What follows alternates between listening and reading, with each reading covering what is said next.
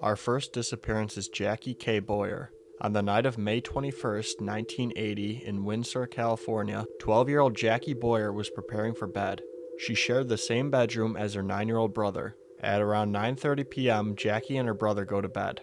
At 7 a.m. the next morning, Mr. Boyer walks into his children's bedroom to find that Jackie is missing. He searches the house but does not find her. Outside of the house, he finds a chair at the bottom of the living room window which had been pried open. He also found that the kitchen window screen had been cut and the bathroom window screen was removed. No sign of a struggle was found in the bedroom, and Jackie's little brother didn't hear or see anything during the night. When Jackie went to bed, she was wearing a pink nightgown. Aside from that, $7 cash, a nylon ski jacket, and blue jogging shoes were missing from her room. At the time, Jackie didn't have a boyfriend and was a 6th grader in school. Nothing more would be found, and she has never been heard from again. She ran away. That's what you think? Yeah. Every kid runs away. But they usually come back. And they also don't pry open the window from the outside.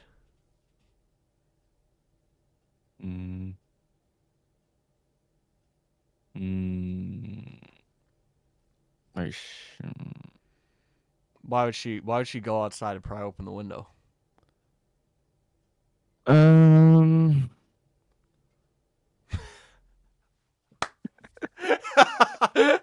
Honestly, your comment was not what I was hoping our conversation would be about, but it's funny. Why? So, What do you think I was gonna say? Well, I thought we were going to talk about whether she left with somebody she knew, like willingly, or somebody forced entrance into the house and kidnapped her unwillingly. I mean, no, she make noise. Yeah, but like the fact that the two. What were their floors made of? I don't know, man. Are they wooden floors? I don't know, but they walk up wooden stairs. Well, the two difference. If she went willingly. This bitch. That's not very nice. It's not nice at all. But if she went willingly, then why would they pry open the window? Are you sure it was pried open? They said it was pried open. No, I don't. Where are the photos? The police investigation said that the window had been pried open from the outside. And also, there was a screen that was removed from 2 other windows in the house. I don't think a 6-year-old girl would be, or not a 6-year-old, a 12-year-old girl would be cutting screens. I thought you said one was cut. One was cut, one was totally removed, and then the living room window was, I forgot what I said about the living room window. Maybe someone was redesigning their house during night and she slipped out. We would be terrible cops. Let's just move on to the next one.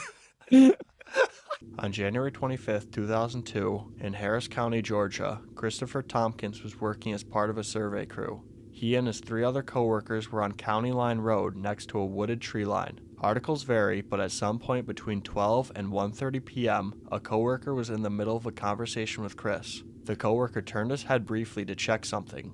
When he turned back, Chris was gone. His tools had been left on the ground, so his coworkers assumed he went to use the bathroom. After several minutes without his return, they began looking for Chris, but found nothing. About 3 hours after Chris went missing, his coworkers called his mother. The police were contacted, but they refused to search since Chris hadn't been gone for more than 24 hours. So his mom and some family members drove out to search for themselves. They quickly found one of Chris's boots on a barbed wire fence in the area. On this fence, they also found blue fiber, which came from his jeans. Nothing else was found.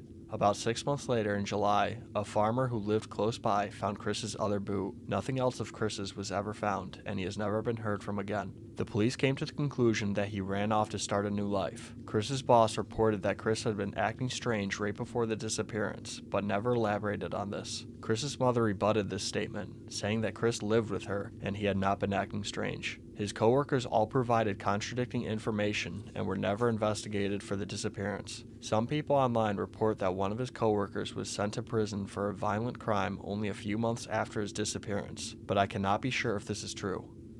Why wouldn't you get your boot? What? How does boot fall out? What boots was he wearing? Well, a survey crew usually wears like steel toe boots with laces. Yeah.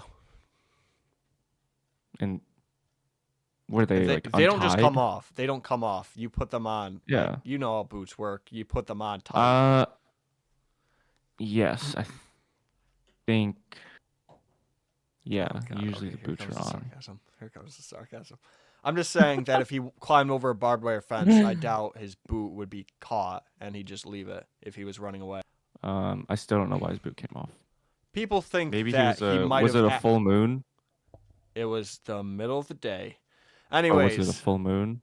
he did not turn into Could a be a werewolf. werewolf. He did not. He did not.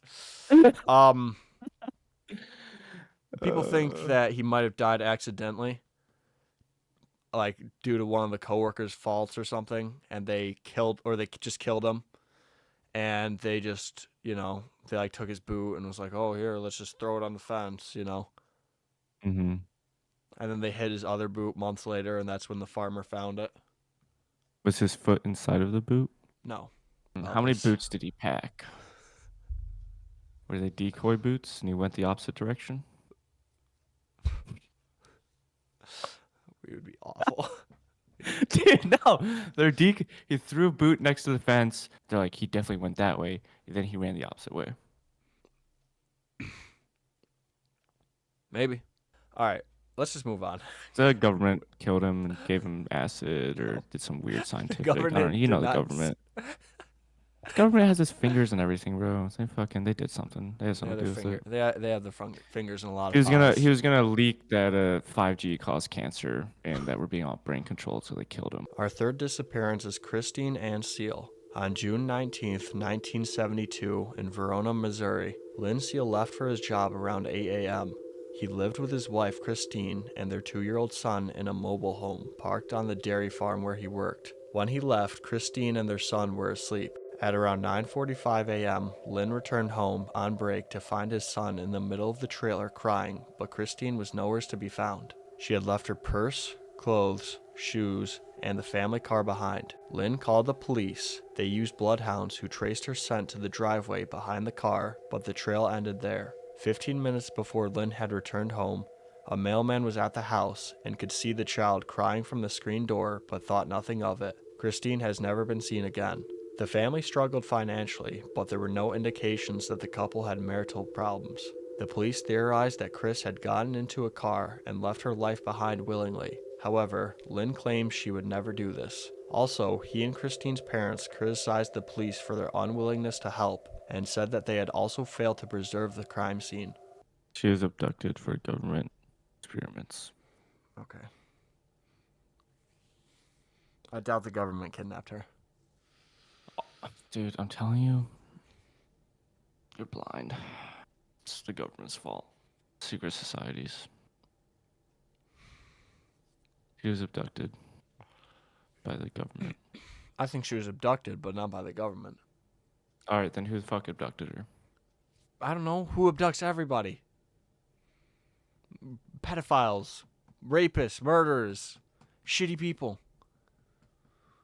The government's filled with shitty people, but there's other shitty people out there. Who abducted Christine? I don't Christina, know. whatever her name is. I don't know. That's why this is unsolved. Because nobody knows. Because the government did it. No, they didn't do it. Bruh. That's good. Stay safe, everybody.